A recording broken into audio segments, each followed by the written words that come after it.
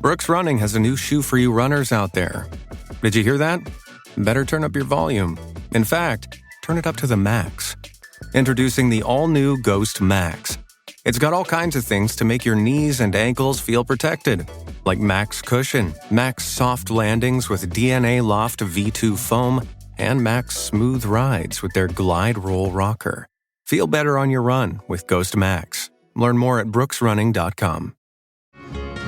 Cross the Brazos and Waco, ride hard and I'll make it by dawn. Cross the Brazos and Waco. Welcome to the Waco History Podcast. I'm Randy Lane, great-grandson of Waco architect Roy E. Lane. Over 100 years ago, he designed the Alico Building, Hippodrome, and other well-known landmarks. My co-host, Dr. Stephen Sloan of Baylor's Institute for Oral History, is helping me learn Waco's known and unknown stories. On this episode, Waco's most jailed doctor. We don't really agree with the way you're doing it. You didn't get the same training we did. Dr. Andrew Oestreich is in the studio today to talk to us about Dr. Charles Lemly.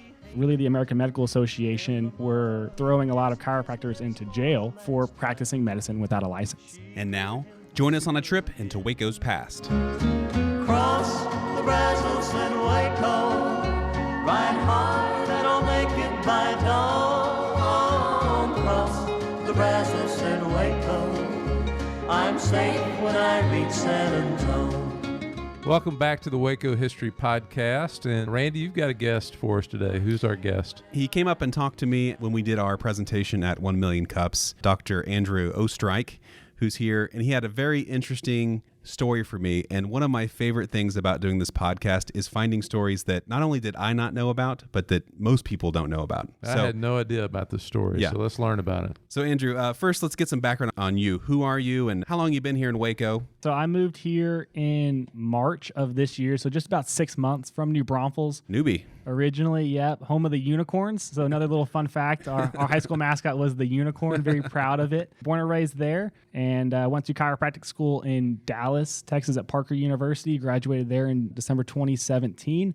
Went to University of Texas before that. Hook 'em, for better or for worse here in Waco. Graduated there and then actually moved to upstate New York to work in a chiropractic office up there for about a year. One of the largest practices actually in the country, really specializing in pediatric prenatal chiropractic care. And then God just really led me down here to Waco. Thought I was going to be back home in New Braunfels with all my family. And he said, nope, I've got other plans for you. And I said, are you sure? Are you sure, Waco? This is where I'm supposed to be? And he said, yes. And so moved here. And as I kind of started, learning more about, hey, this is kind of the history of Waco, which is very unique. As obviously y'all understand. There's we love the history. There's a lot of fun facts and nuggets that are going in here. And as you kind of start digging up some stuff, you start finding some stuff. And that's kind of where we got our topic for today. So you have a very interesting character that you brought forward here today. Let's talk about him. Yes, let's talk about him. It is Dr. Charles Lemly. Okay. He actually is one of Texas's first chiropractors, really back in the early 1900s. So chiropractic was founded in 1895 by D.D. Palmer in Iowa. And so in these early years, it kind of stayed in that Midwest area. And then as obviously chiropractic started to grow, started to spread across the country too. And so he was one of the first chiropractors here in Texas.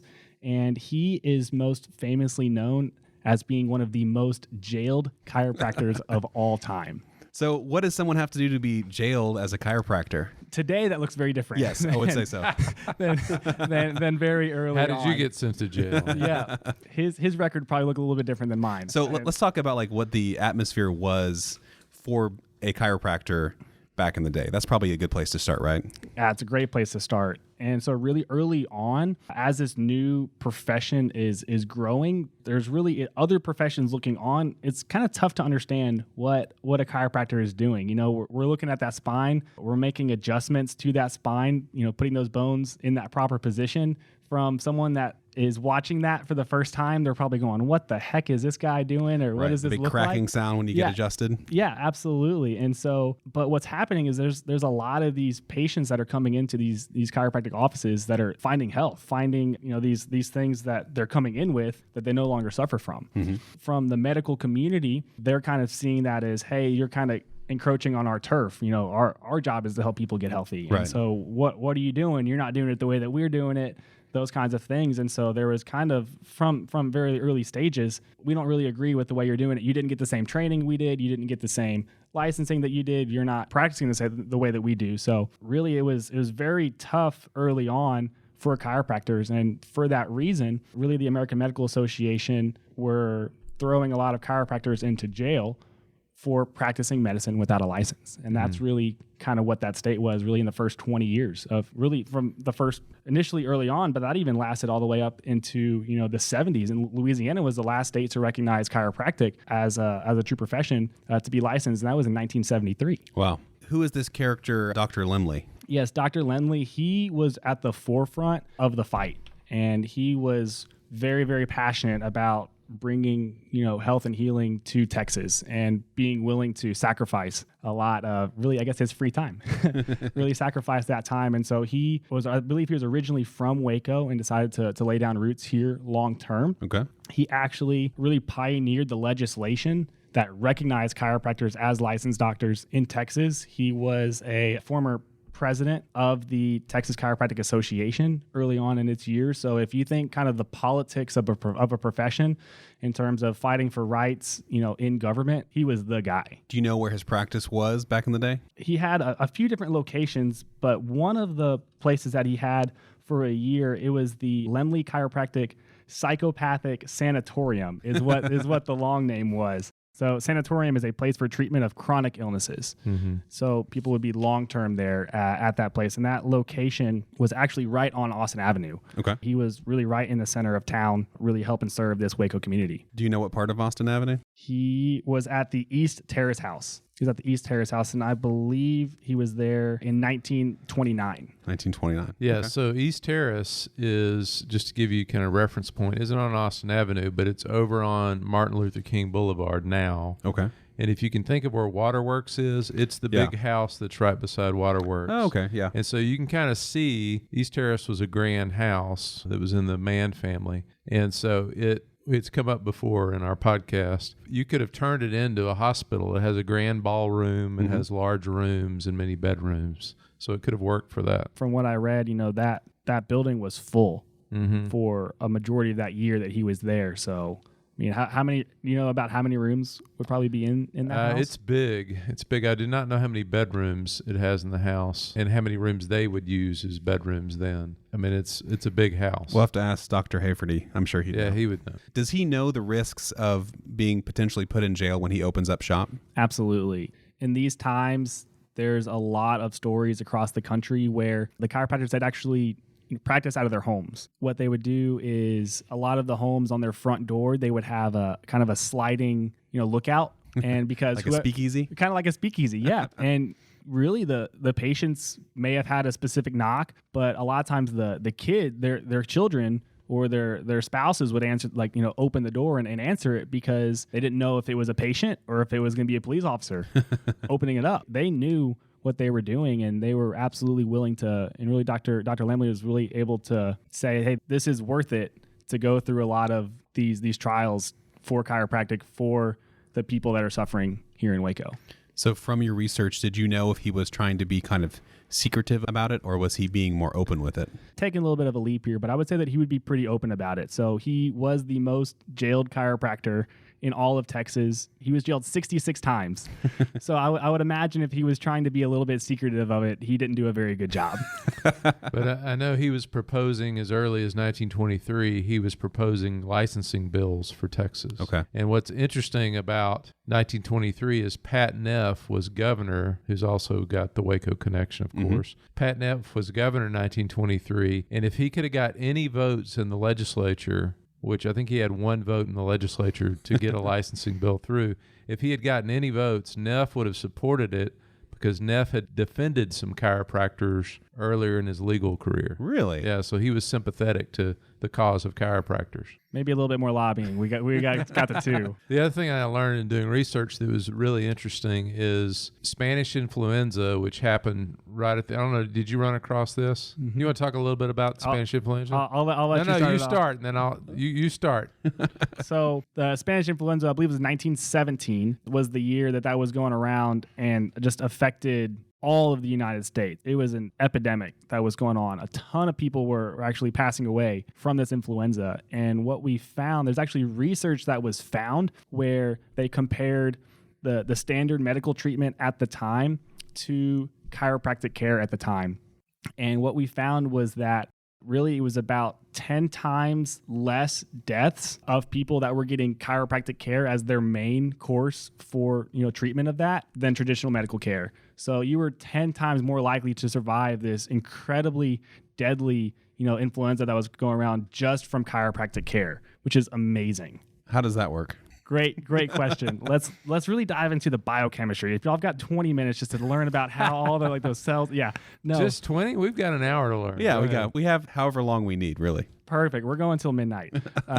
So how does that work? Well, chiropractic care has been shown to boost the immune system, research shows, by up to 200% in individuals. And for people that are actually immunocompromised, it can be up to 400%. And so really, very basically how that works is our nervous system is our master system. It controls every single function in our body, right? The brain tells the heart to beat, the lungs to breathe, the stomach to digest food. It does so by sending signals from that brain through those nerves to every single cell tissue organ that we've got in our body, right? So if that nervous system is controlling everything, it's controlling our cardiovascular system. It's controlling our digestive system. It's controlling our immune system, right? And so that nervous system primarily lives as our brain and our skull, right? And actually as that spinal cord between those bones in our spine, right? Mm-hmm. So that's really why chiropractors look to the spine as really the cure for a lot of these illnesses, or as the correction for a lot of these illnesses, because that's kind of the most direct path that we can have to that nervous system. So what can happen though is that because there's such an intimate relationship between that spine and that nervous system, that if those bones in our spine actually shift out of their proper alignment, and that can be from something big, football, you got a big linebacker coming to a running back, it's a big contact like that, sports injuries, falls, car accidents. But really what we find a lot of the majority of times, it's the small repetitive things that we do every single day. If we're sitting at the desk with bad posture, maybe we're on an assembly line and we're always just moving in the same direction. It's those small repetitive things that we do every single day causes those bones to shift out of their proper alignment. When that happens, it can cause stress and tension and irritation around those nerves, which can lead to inflammation around it, which can cause a lot of the aches, pains, dysfunctions that we feel in our body. So really what chiropractors, what we do is we figure out exactly where those misalignments are at and guide those bones into that proper position. Really takes the tension and stress and pressure off those nerves, establishes brain connection from brain to body and back better, which then allows your body to function and heal better. Really from that basic standpoint is if we get that tension off those nerves, if we get that body communicating at that high level, no matter what the stresses are that are coming at us, in life, whether it be physical stresses, whether it be chemical stresses, whether it be, from those things, our body is going to be able to adapt a lot better to those. So the Spanish influenza is going around. People are having major issues. The outcomes for people that are using chiropractic care is really good, but he's still getting put in jail by people who say he's not practicing with a proper license, right? Makes a ton of sense, doesn't it? Yeah, and the cycle here is you can think of how influential the traditional medical profession was to convince district attorneys and things like that to bring Lemly in.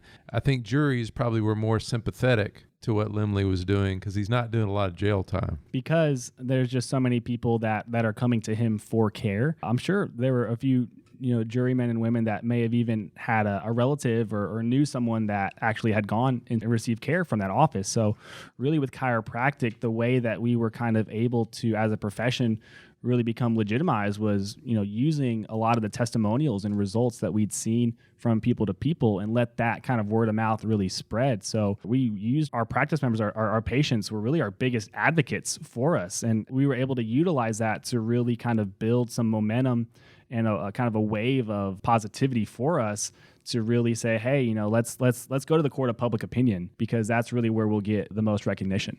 Another contribution I read about Lemly is he was arguing that the educational standards for chiropractors also needed to be raised, because I think one problem the profession's facing in this early period is people putting out a shingle and saying that they were trained chiropractors. I'll crack your back, sure. So I think the profession owes that debt to him too, because he's arguing early on that we need set high educational standards for chiropractic. And that's really shown true and made a huge impact even into today. Mm-hmm. If you stack up the hours that chiropractors take, in chiropractic school versus the hours schooling that med schools have, I mean, they're very comparable. I mean, it's basically the exact same. We study a little bit more into the human body, biomechanics, those kinds of things, whereas they kind of devolve more into a little bit more of drugs and their interactions with the bodies and those kind of prescriptions things. So if I'm this guy and I'm being jailed all these different times, I feel like at some point I would give up. How does he go through so many times being jailed and not ever, kind of lose heart? Or I'm sure maybe he does at some point, but what else is kind of going on as he's practicing and being put in jail? Is he getting closer to his goal? I think with someone like Dr. Lemly, some people just have this internal drive and a passion for a cause that is unique to them and that you don't typically see in other people. And I think for him to go through that so many times, he saw the end vision of what chiropractic can do. He made sure that he took all those steps, really no matter the cost, to make that happen. I mean, if we're looking at 1927, it's only been 30 years as a profession. And so he knew, again, in that 30 years, chiropractic is now starting to really spread across the United States. There's becoming more and more influx of chiropractors into Texas. And so as chiropractic is starting to spread and kind of become a little bit more legitimate in the public eye in that sphere, he's looking to say, hey, maybe who's someone that I can pass this torch off to, because we have that initial person at the forefront. For a lot of these things, it's important to make sure that we're raising that next generation to be able to carry on a lot of that fight. So did he live to see the fruits of his labor? Absolutely. He actually helped write the legislation for the chiropractic bill that passed here in Texas. So he helped write it, he helped lobby for it, and I believe he even helped sign it into law. I looked a little further. In 1959, he gets Texas Chiropractor of the Year. So that had to be fairly satisfying that it kind of came full circle there. Yeah, a lot of people don't get to see the fruits of their labor, it seems like, in the scope of history. Well, I'd even say that Chiropractor of the Year is probably a little bit long overdue. I would say so by 59, yeah. What other interesting tidbits have you guys found out? In the last time that Dr. Lemly was jailed and he was released, the citizens of Waco, when he was being released, they threw him a parade. I think he knew it was going to be the last time. So as you kind of asked earlier, is there kind of a time where he's like, maybe I'll kind of step out? I think he knew, and a lot of other people knew. So I mean, they had a marching band. They had a parade that went down to celebrate him getting out of jail, which is pretty incredible. I think Andrew's putting in a bid there for some sort of parade of some sort. Should we do an annual Dr. Lemly parade? Yeah, chiropractor. I mean, y'all can lead it off, right? I don't know if I'd have the same clout to follow in those huge footsteps, but I would love to. I mean, throw me a parade. I'd prefer not to go to jail for it, but sometimes we got to pay our debts. One thing I found in looking at kind of Lemly pushing for education, his dad, who is Samuel Lemly, is thought to be the first graduate pharmacist in the state of Texas, because the same sort of thing. Pharmacy is becoming professionalized at the end of the 19th century. And so his dad had a graduate degree and was a certified pharmacist. And so that may be one of the reasons why he was pushing for more certification in his profession. In 1938, he spoke at the National Chiropractic Association in Toronto and gave the invocation up there. So, I mean, he was a member of several different organizations within chiropractic, but he actually had traveled really into other countries to help, spread chiropractic and to push things forward there even. His brother was also a chiropractor. He practiced with Dr. Charles in Waco, but then his brother Lee moved up to Dallas to open up his own practice. So really, again, a lot of that education and serving others was in that family too. What's the legacy of the outlaw element of being a chiropractor? Oh, I love it. I love it. Talk a little bit about it. In the early 1960s, the American Medical Association actually created a committee on quackery. That was the actual name of it. So, and it was, the sole purpose was really to discredit chiropractors. And they were found guilty in the court of law in the 1980s for spreading false lies and rumors and slandering our profession. And so even to the 1960s, after Dr. Lemly's passed this bill, there's still a lot of people that are trying to make chiropractic not a legitimate thing. And so from our end, it's saying, hey, when we're in Texas, don't mess with our family, right? Don't mess with Texas. With chiropractic, it's kind of that same thing. Like, hey, don't mess with us, because our goal is the exact same goal as everyone else's, to help make this community and our people as healthy as possible. And whatever it takes to make that happen, we're going to do it. And that's, I love that outlaw mind. I like that. I'm gonna incorporate that a little bit. I'm gonna start wearing like some spurs. There you go. And my little there you go. Strap my gun Oestreich for hire. Yeah.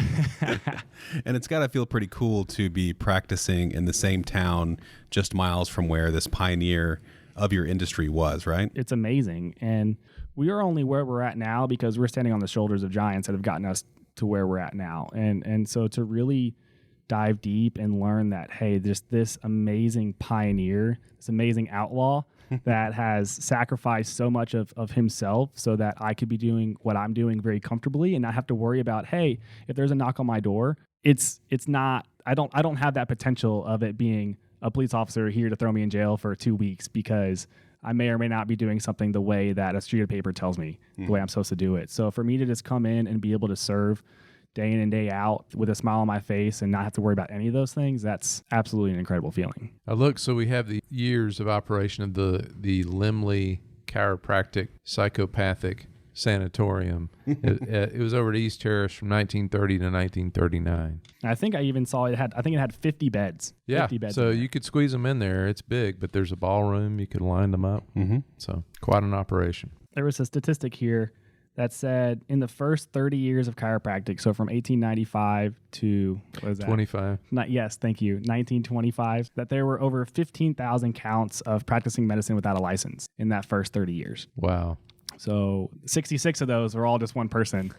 There's tons of stories like this in other states too of just men and women stepping up to fight that fight too. Well, thank you so much for bringing us this very unique Waco story. Perfect. Thank you so much. Thank you. Cross the Brazos and Waco, ride hard and I'll make it by dawn. Cross the Brazos and Waco. Thanks for listening to the Waco History Podcast. Like what you heard? Subscribe, rate, and review our show on iTunes so we can reach more listeners. You can find show notes and info on every episode at wacohistorypodcast.com and more info on Waco's past at wacohistory.org. Our theme music, used with permission, is Cross the Brazos at Waco, performed by the late Billy Walker. For more info on Billy's music, go to billywalker.com. We'll see you next time. Time ago, as he dropped the guns that she hated in the muddy Brazos below. Cross the Brazos at Waco, ride hard and I'll make it by dawn. Cross the Brazos at Waco, I'll walk straight in old San Antone.